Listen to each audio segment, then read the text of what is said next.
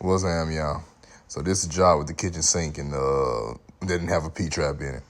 Anyway, I'm getting ready to make my cut.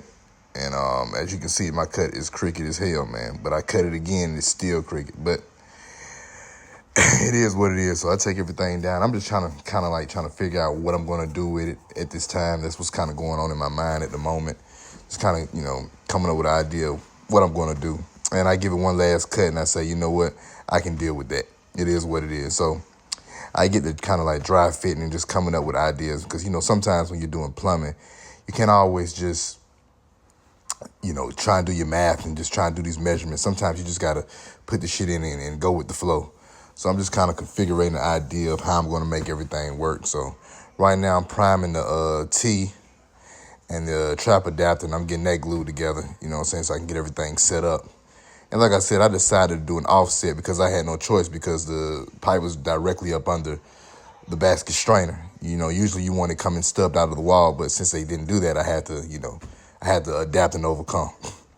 So right here, I'm just getting a measurement because, with PVC fittings, when you dry fit, you don't have it all the way in because sometimes it can get stuck. So you want to just kind of get an idea of what my measurement is going to be. So right now I'm getting the offset, got the 245s, as you can see right here. And now I'm priming and gluing and getting ready to, make my final seal.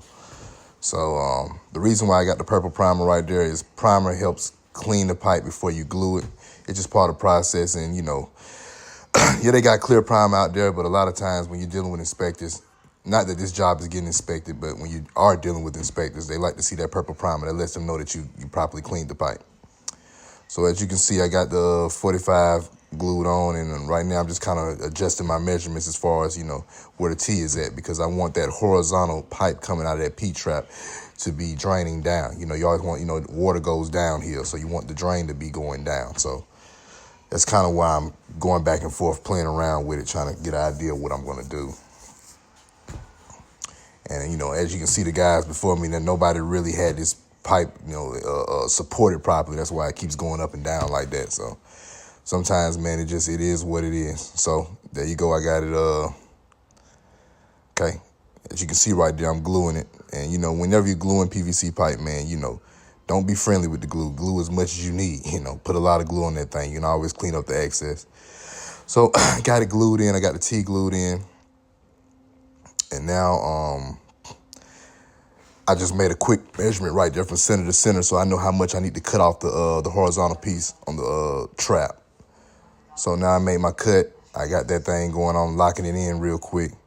And now I'm getting a measurement on the riser, the pipe that's